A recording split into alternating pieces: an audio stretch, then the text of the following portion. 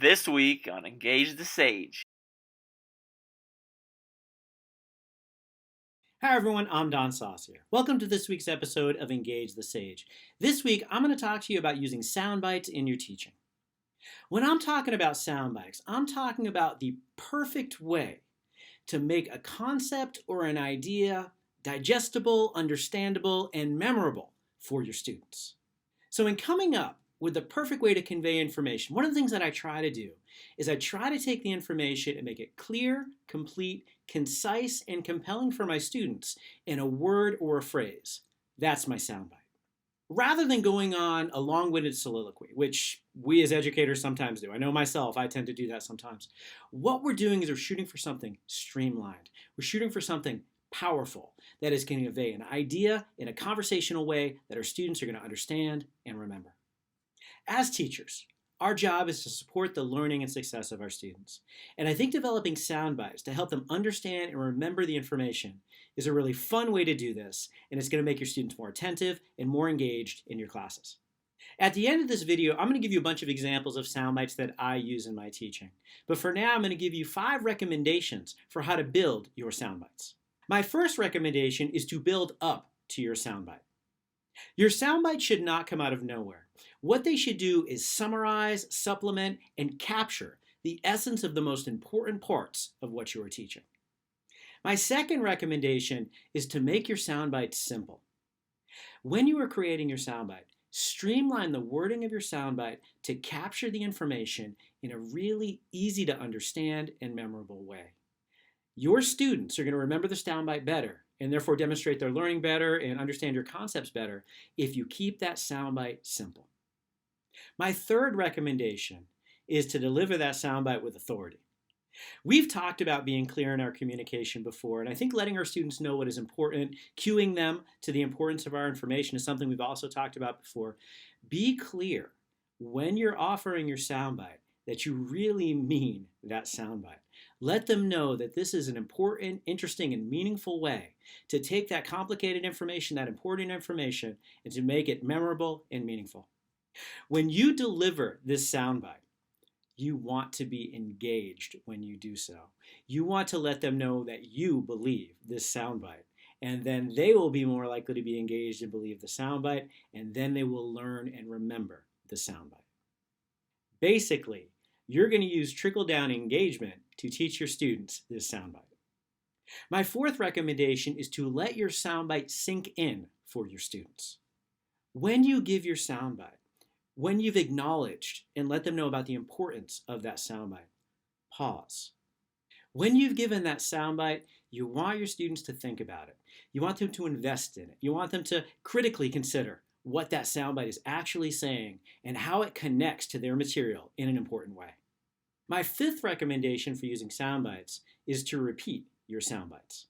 When you've found a really powerful, clear, complete, concise, and compelling way to share your information in this one statement or one phrase, use it often.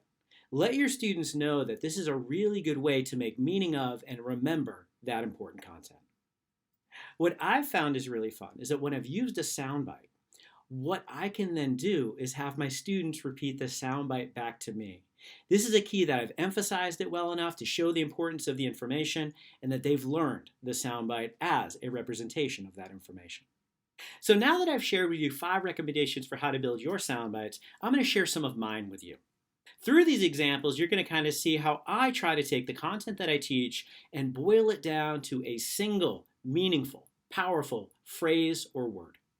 If you've ever taken a class with me, one of the big sound bites you've heard me talk about to summarize a lot of psychological research is I'll say that there are 2 human truths. If you're in one of my classes, you hear this soundbite so often that typically what I do is I'll ask my students, what are the 2 human truths? And they'll tell me that people are lazy and people want to feel good. Now, some of you out there can think of exceptions to my sound bites, and that's fine. And if you feel the need to put them in comments, well, then I'm sure you're really fun at parties. But what I'm really saying is that a lot of the information we know about human motivation boils down to us trying to conserve energy and trying to keep our experiences as positive as they can be. And this explains a lot of psychological theory. So while this is not 100% accurate all the time, it provides a meaningful summary of a lot of psychological theory that my students can remember. Another of my sound bites that I use to kind of explain how emotions kind of interfere with our decision making sometimes is that the more you feel, the less you think. When I'm teaching my students the importance of empathy, I share with them the platinum rule. And for those of you who aren't familiar with the platinum rule, it's not the golden rule. The golden rule is to treat other people the way that you want to be treated. The platinum rule is more empathetic, and it's treating other people the way they want to be treated. When I teach my students about processes related to stereotypes, prejudice, and discrimination, and I teach about things like privilege, and I teach about things like unfair advantages, inequities, systematic racism, and those kinds of things, I tell my students that you may not have known before, but now that you know, you get to decide, do you want to be part of the problem or part of the solution? When I'm teaching about things like self-esteem, I'll tell my students that most people agree on who their favorite person is, and that's themselves. When I talk to my students, and we have a video on this, when I talk to my students about the value of the information in my class beyond the end of the semester, I talk about them having homework for life. When I talk to my students in general psychology about drugs and addiction, I actually use my colleague Leon Rappaport's soundbite that drug addiction basically is 3 steps. Step 1, you do drugs. Step 2, they mess up your life. Step 3, you do them again. When I define psychology in my classes, I define it as the study of the ABCs in human and animals, where A stands for affect, B stands for behavior, and C stands for cognition.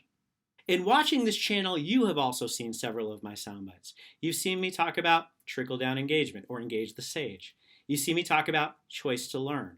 You see me talk about the 4 C's of writing, being clear, complete, concise, and compelling. You've heard me talk about bringing peace to classes, peace standing for preparation, expertise, authenticity, caring, and engagement. You've heard me make statements that good teachers teach content and great teachers teach people. My purpose in using these sound bites throughout my teaching in many different ways is not to take the information and to trivialize it, is to take the most important components and make it memorable and meaningful for my students. I think using sound bites is an amazingly engaging way to make your classes memorable and maybe even a little bit fun. And I highly recommend you think about how you can use sound bites in your own classes to teach your students. In the comments below, I would love to hear about any sound bites that you've heard or used in your teaching. And if you've taken a class with me, I'd love to hear your favorite sound bite from any of my classes.